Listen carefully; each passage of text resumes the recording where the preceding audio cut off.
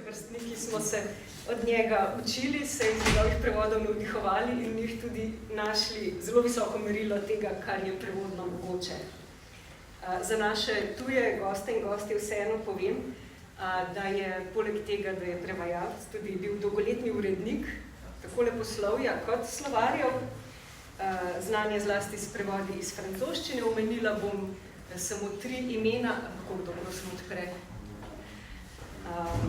Céline Rabelais, za prevod katerega je v letih 1981 in 1982 prejel 2 pomembni nagradi, Sauretovo in pa nagrado Prešernovega sklada, in pa najnovejši podvig celotni Montaignevi eseji, za katere je letos prejel najprej izredno Nodjevo nagrado, ki jo podeljuje Francoski inštitut v Sloveniji, in pa včeraj čisto svežo Jermanovo nagrado, ki jo naše društvo podeljuje za prevode humanistike in družboslovja. In na to vijugavo pot, potovanje od Céline do Montaigne in nazaj, nas bo popeljal tudi danes. Prosim.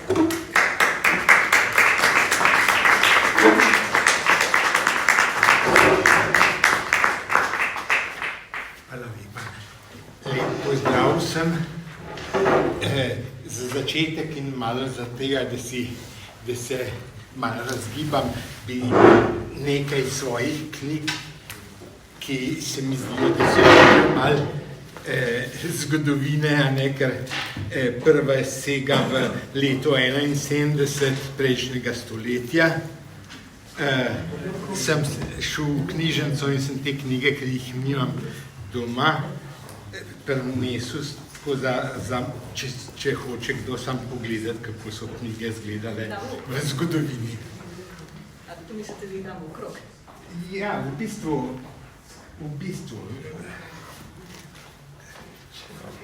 Ne, ni treba vse naenkrat.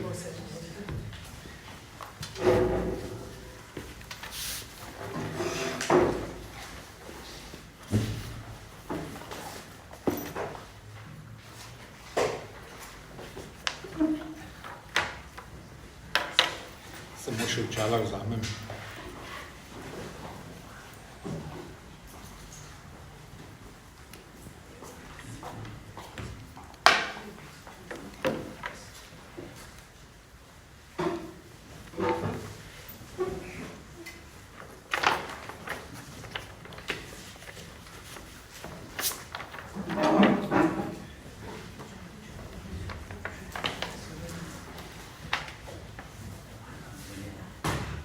Kot po prijaznem naključju se je v težišču mojega holističnega pogleda na večstranskega pogleda in večstranskega razmisleka znašlo 107 poglavij esejev, ki kljub vsej dobri veri perfidno merijo našo suffisance, kompetence, rečeno montagnjevsko, predvsem pa dimenzije današnjega prevajalskega branja in razumevanja. K razmisleku me tako nujno vabi mreža med sabo usodno povezanih knjižnih naslovov, ki so se po spletu okoliščinah zdaj v drugem desetletju podajali roko na moji delovni mizi.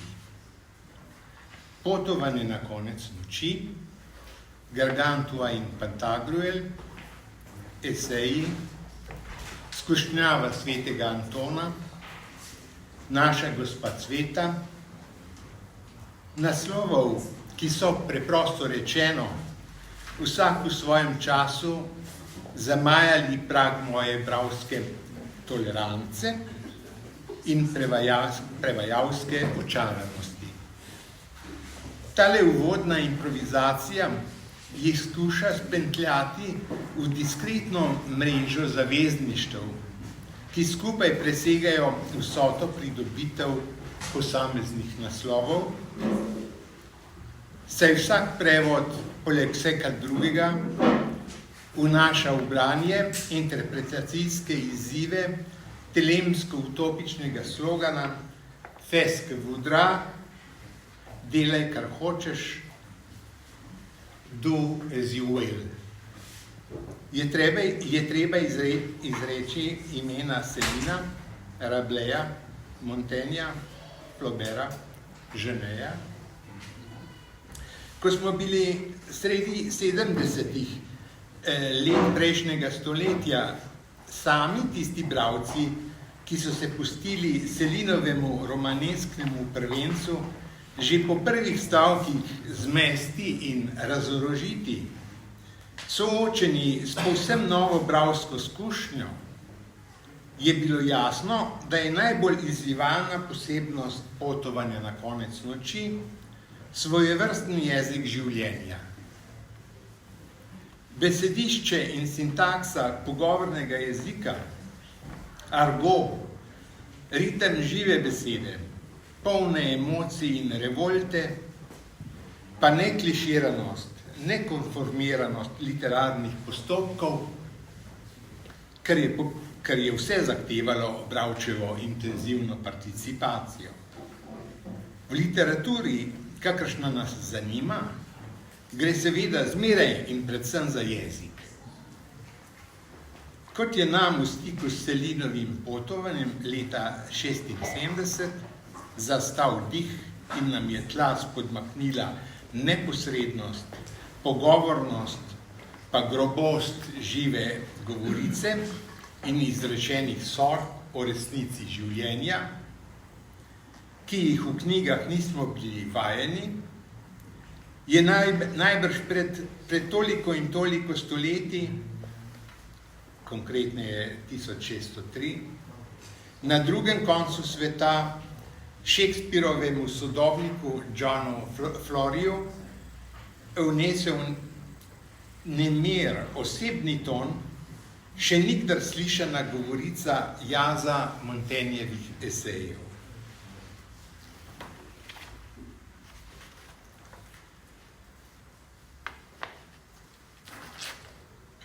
Novost Selinovega pisanja je bila deliričnost pisanja s svojim jedkim eksistencialnim nabojem, junakovo potovanje pa en sam verbalni hudournik, ki naj bi ga na koncu pripeljal do tišine resnice in prave človeške potrditve.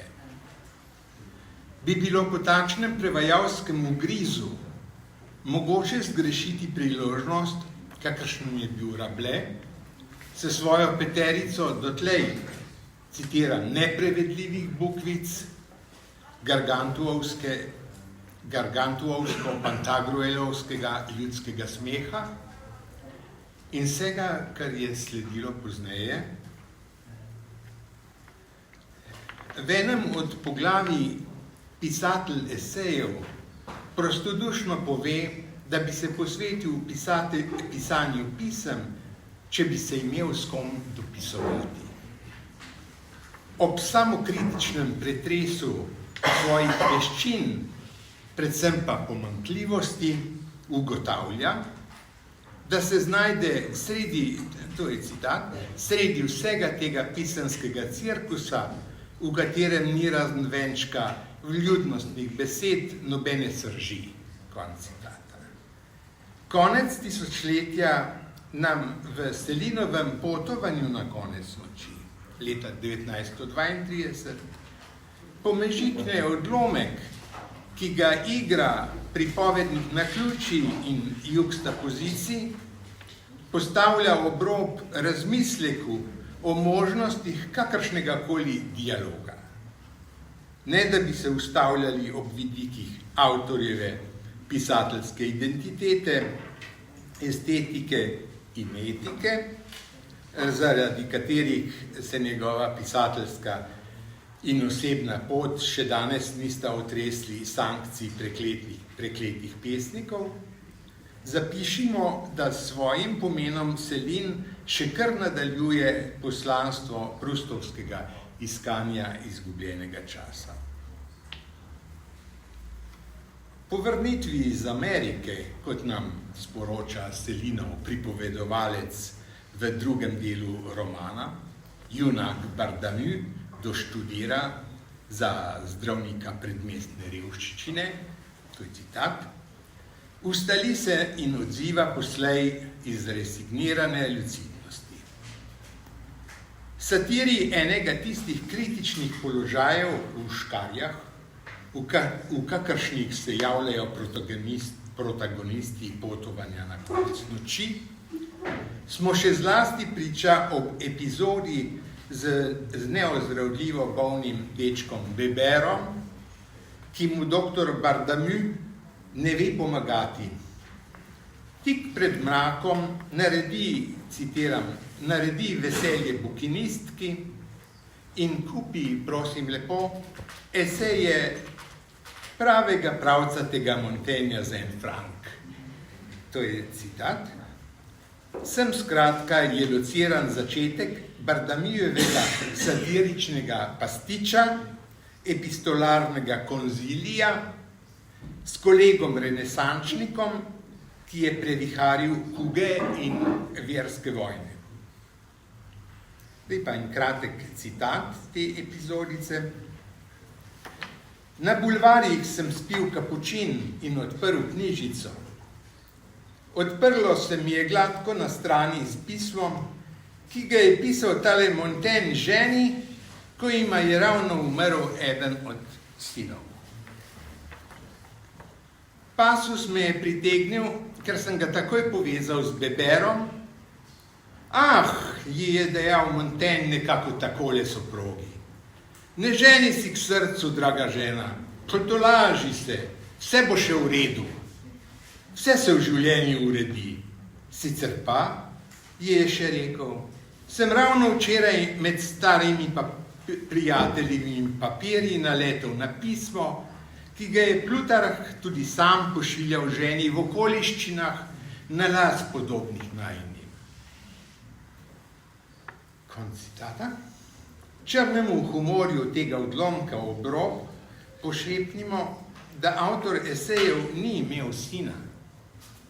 Imel je 6 hčera, od katerih je, citiram, ušla nesrečni usodi le drugorojena Leonor, torej tistega istega leta 1571, ko se je najbrž njen oče začel preizkušati v pisanju in ko je objavil La Boétiev francoski prevod Plutarhove tolažbe soprogi, Consolatio ad uxorem, ko jima je umrla ena od hčera.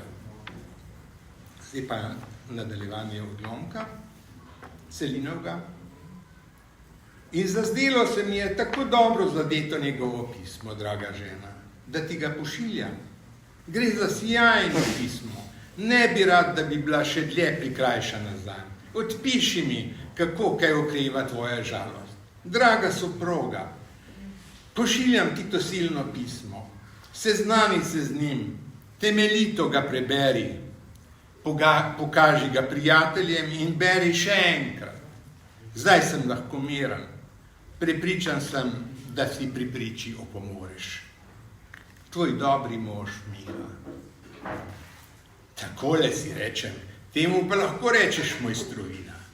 Njegova žena je bila gotova ponosna na moža korenjaka, ki se ne sikira za vsako figo, tale njen Miha. Na vse zadnje je bila to njuna stvar. Mogoče se zmeraj motimo, ko gledamo drugim v srce. Mogoče sta bila res žalostna, kot so bili takrat žalostni. Ampak kar se tiče Bebera, je bil zame zaklet dan.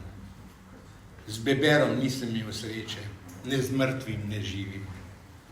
Zdelo se mi je, da ni ničesar zanj na tem svetu, niti v Montaignu. Konec citata.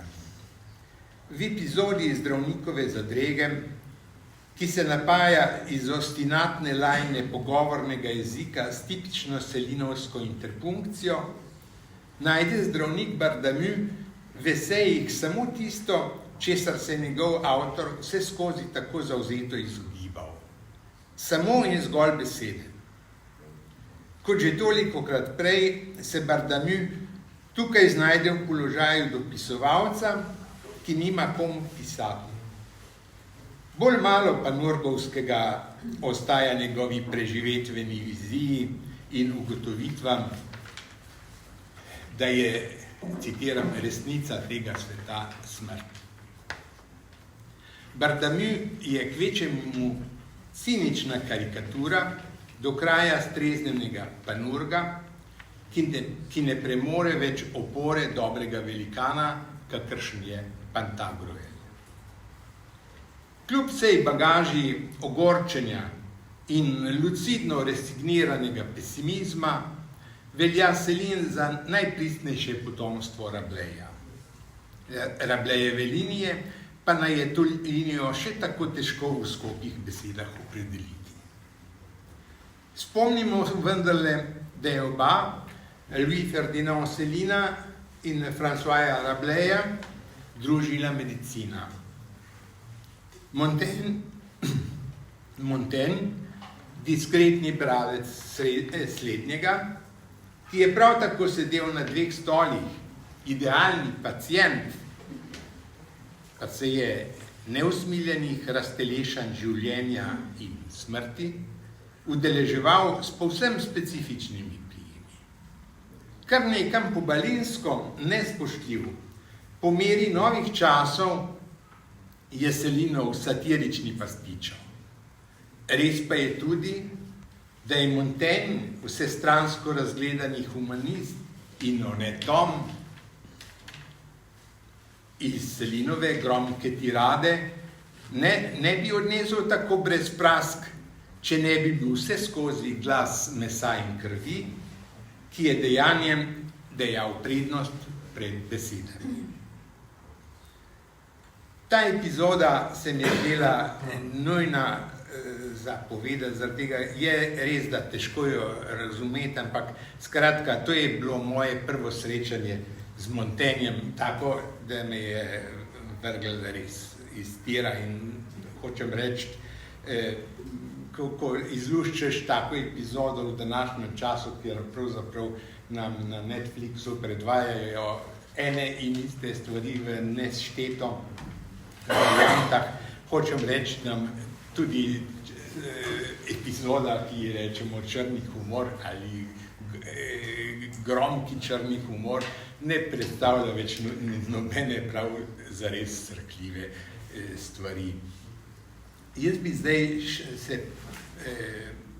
bi nadaljeval s tistem, o čemer sem zapisal drugi del.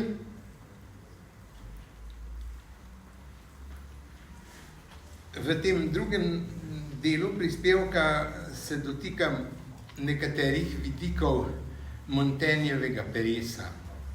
Čeprav sam rad zapiše, citiram, stil, pisano z i-jem ali y-om, v 16. stoletju nimamo ravno opravka s slogom v današnjem pomenu besede.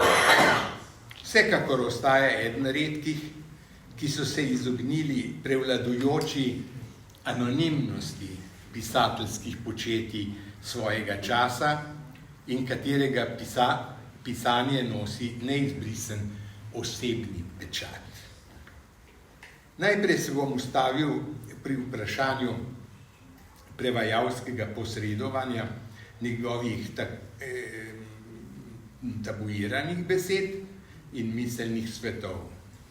Sam latinski izraz, ki se nam ponuja, je sicer Augustinov in v 56. poglavju prve knjige esejev beremo, citiram: Je lui laisse pour moi dire verbis indisciplinatis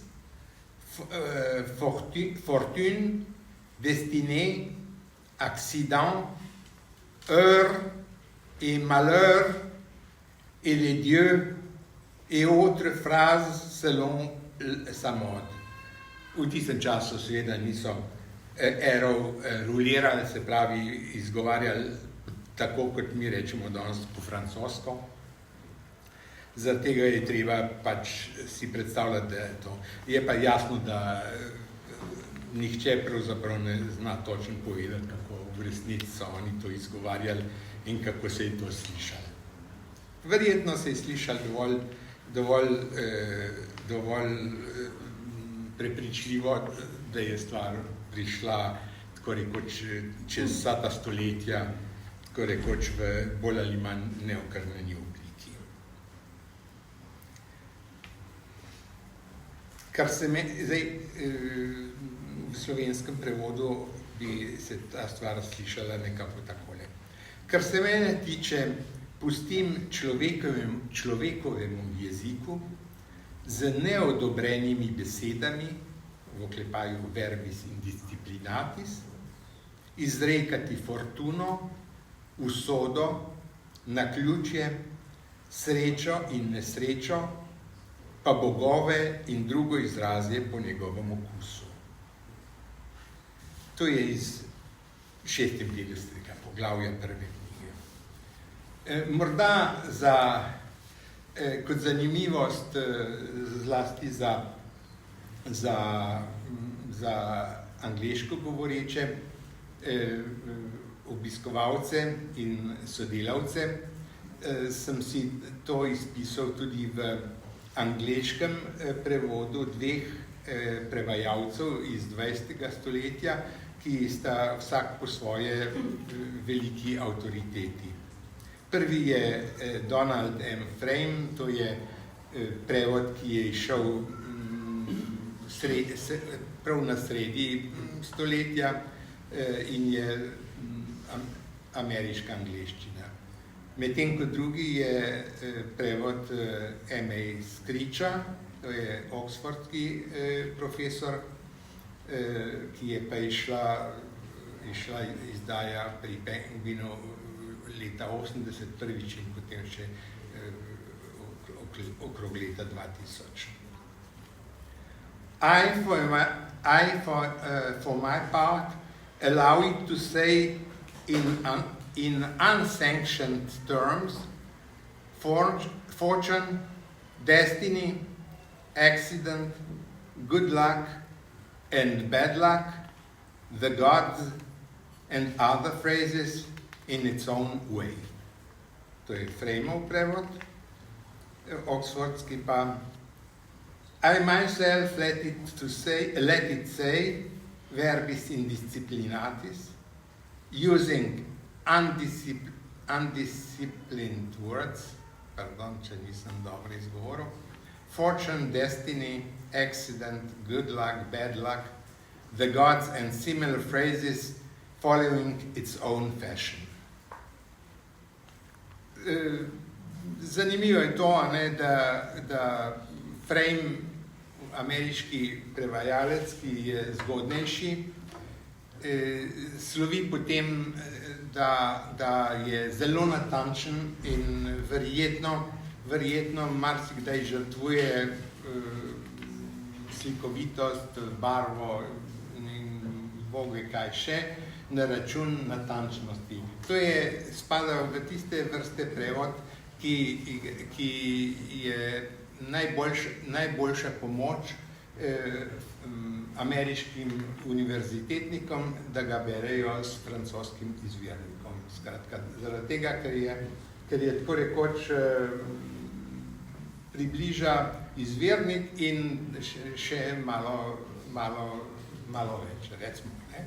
Medtem ko Screech, to je, se mi zdi izrazito vprašanje za poznavalce, kakršne ste vi in kakršne so navsezadnje tudi sam.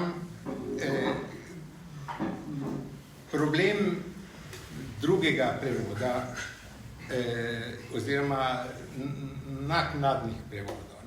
Hočem reči, M.A. Screech se skratka marsikdaj mora zateči v povsem nove strukture jezikovne, zaradi tega, da ne bi citiral Frejma.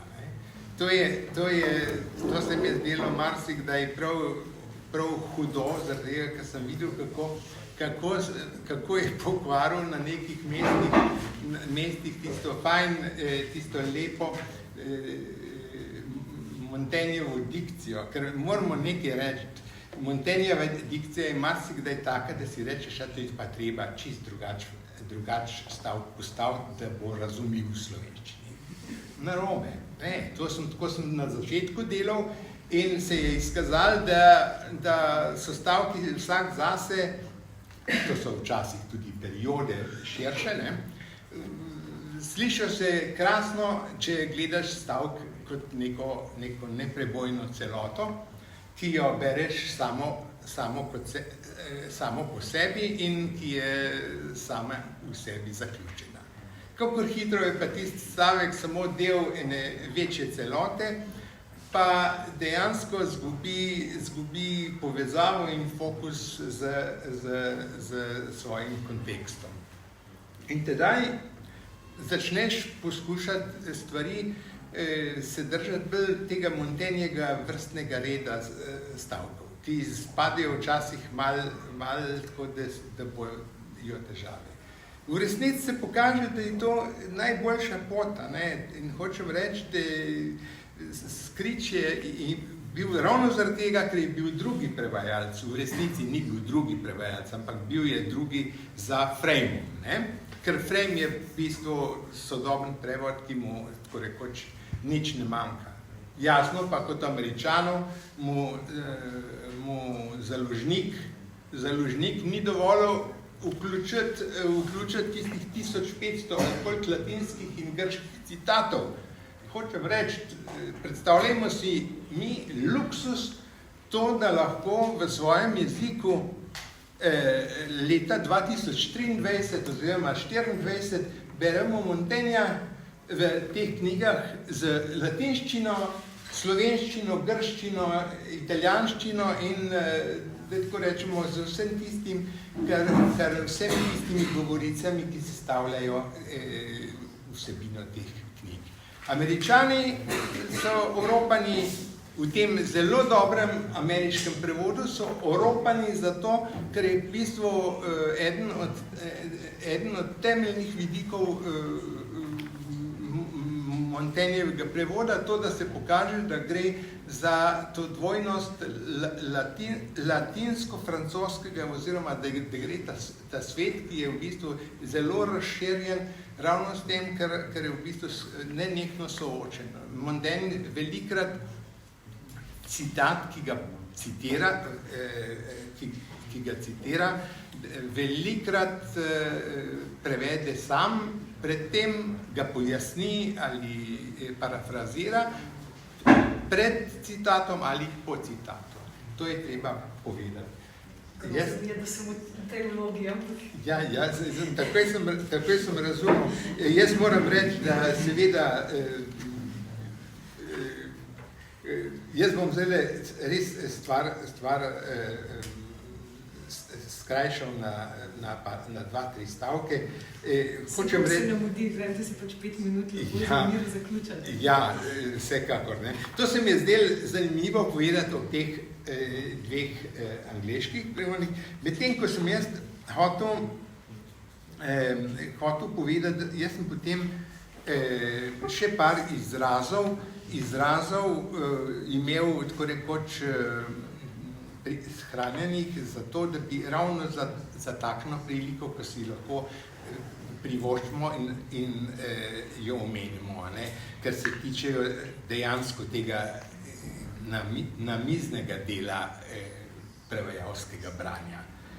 Skratka, pojem diskur, vsi mi boste rekli, ja, seveda, to je beseda, ki jo tako rekoč vsak pošten človek v 20. stoletju začne uporabljati in ki se še danes uporablja in konec koncev vsi vemo, kaj to pomeni.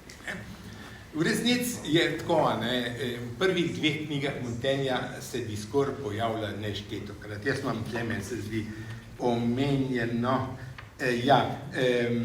Pojem diskur v prvih 2 knjigah bordojskega izvoda, ki izideta skupaj leta 1580, se javljata 188-krat, 65-krat v prvi in 123-krat v drugi knjigi.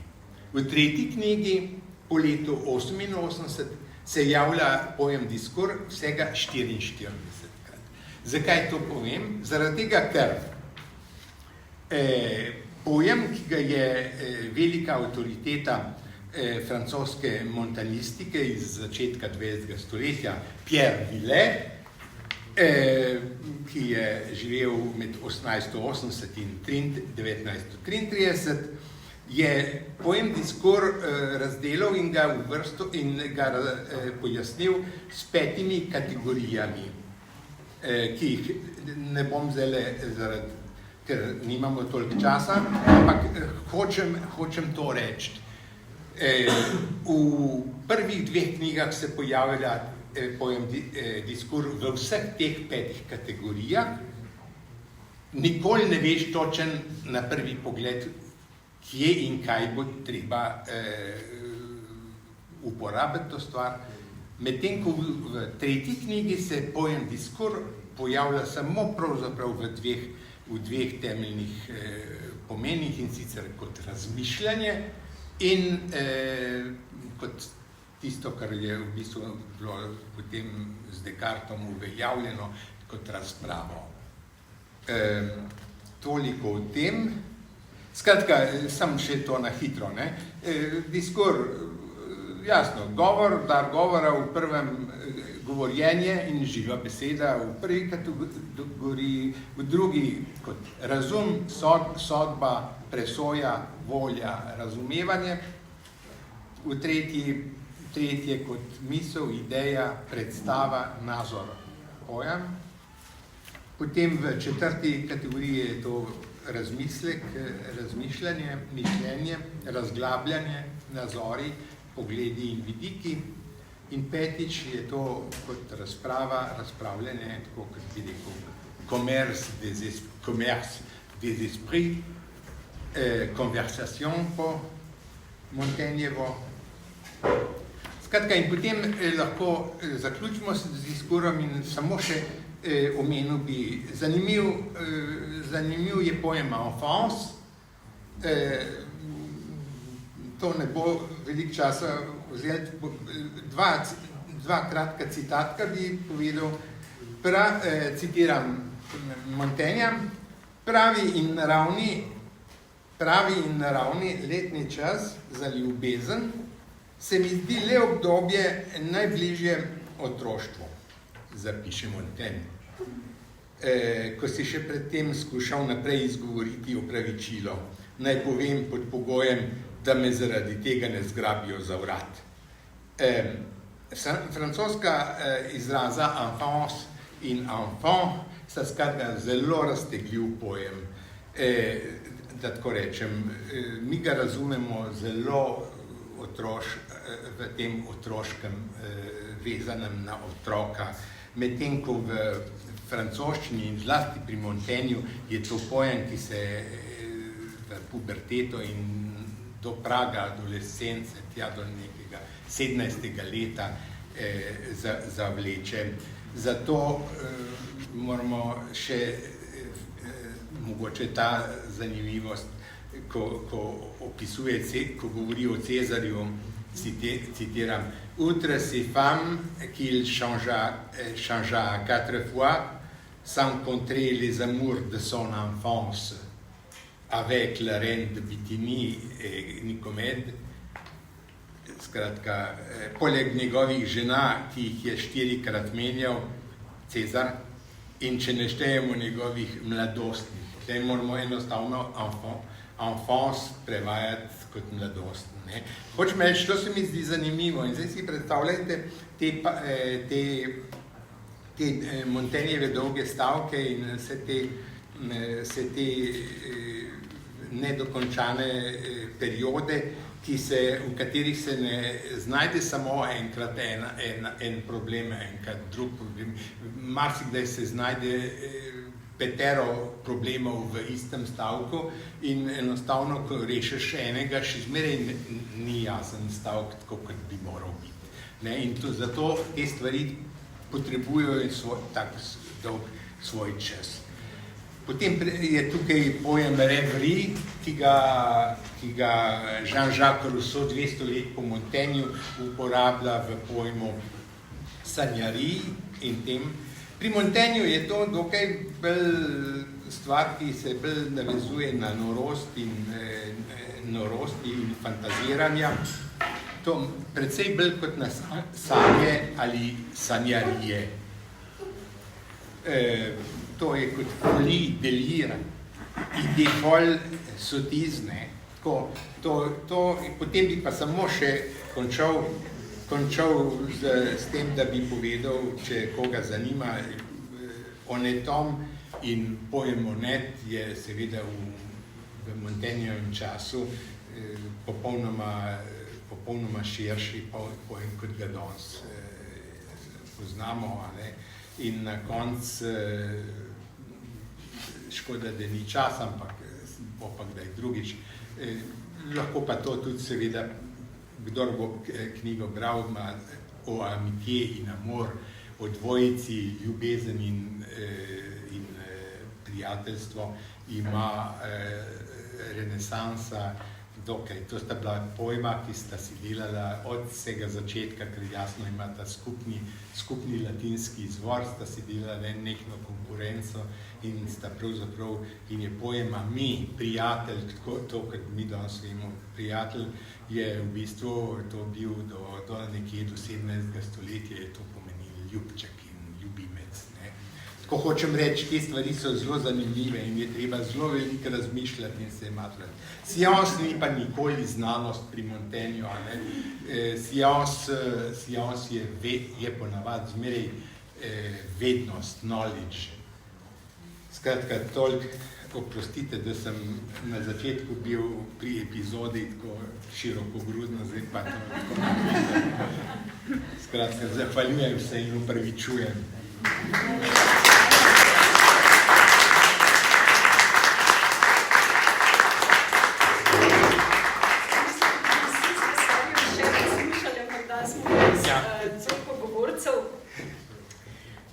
Naslednja